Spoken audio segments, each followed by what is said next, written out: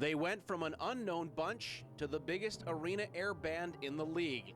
But behind-the-scenes problems and a new sports drink almost ripped them apart. The almost interesting story of Zak and the Max today on Behind the Story. Many tales have been told about the formation of Zak and the Max. They made their debut in 2007 when they were asked to provide filler content for the video board at a local arena. But who formed the group is still debated to this day. I think I was the first guy actually in the band. I don't think Zak really told you about that. You know, I was kind of just a guitar guy. There was no lyrics or anything. I was just kind of myself out there, you know, playing the guitar. Then I picked up my buddy Jay, and we were kind of guitarists. And then kind of Zak came to us. I don't know. They said, hey, can you play the keyboard? I said, no, but I'll give it a shot. And that's what happened.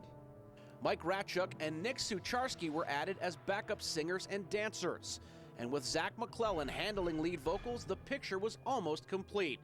It took some convincing for Kurk Kivisto to join as the drummer. His rhythm challenge style took many by surprise. That's on purpose. That's written into the songs by Zak, our leader, regardless of what Abdelkader says. And sometimes I gotta play by my own rules too. It was soon becoming apparent that Zak was on a path to stardom. But like David Lee Roth, he soon began making decisions without seeking the input of his bandmates. Some fans were starting to demand more of backup singer Mike Ratchuk. That caused some internal problems.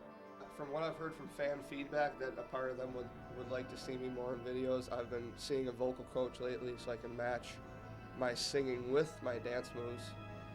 And that way I could be kind of a double threat. And you know, as of right now, I know, you know, Zak's kind of our go-to guy, but at the same time, I really think I can step in and you know, be a crucial point in taking this band to the next level. Well, I think that we need to can my backup singer, because he's been bringing the band down more than just on the stage. But the biggest threat to the newfound popularity for Zak and the Max was not infighting or the lack of a long-term record deal. It was a new sports drink that threatened to shake the band to its very foundation. G2 Gatorade took guitarist Jay Sprague to the brink.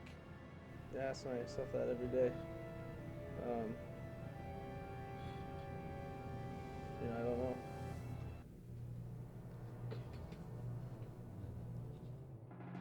I was in a little worse shape at one point because I was drinking the regular Gatorades.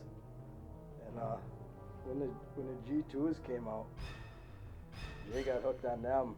But you know, I just looked in the mirror one day and said, you gotta start drinking milk and water. I saw it coming though. You know, he really hit him hard. You know, he loved his G2. You know, whatever color he could grab. So you know, it's just, we kind of saw it coming, and you know, it happens. You know, we're supporting Jay as much as we can. You know, trying to give him a little more water, mix in with his G2. Well, look at the man. He looks like the brawny man with that mustache. I don't even know. You know, they brought me in here, and you know, now we're just a dysfunctional group. I thought we were gonna have a great time, and Gatorade. Like I said, taking a leave from the band as of late.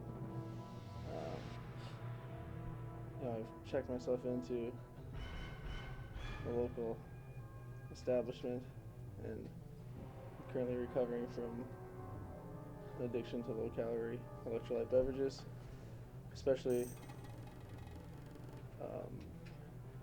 Gatorade, G2 Gatorade. But you know, I think the band will stay together. So what's next for Zak and the Max? Their performance deal is almost up, and rumors are swirling they will soon be dropped by their label. Some think it's a great opportunity, but some believe the end is in sight. I guess only time will tell. You know, I couldn't really tell you right now. I'm not a mind reader. I'm a dancer, so I can't really tell you where we're gonna go. I really think it's doomed unless you know, Zak gets out of it and we can get back to a couple of guitarists and you know, maybe a drummer and a dancer. But I think since we got added Zak, you know, it used to be just the Max, but you know, since we had Zak, that's where our downfall really came. I don't think we'll be a flash in the sky kind of thing. I can see us coming out with a few more albums, you know, one every year or so, and I could see this going long into the future regardless of what our guitarists say. I mean, look at me. Really, I think that's kind of a joke, you know, for them to say that the Zak shouldn't come in front of the Max; it should come behind it. I think that just kind of sums up a lot of their attitudes, and that's kind of what's been making me think about more about ditching these guys and taking my voice on the road solo.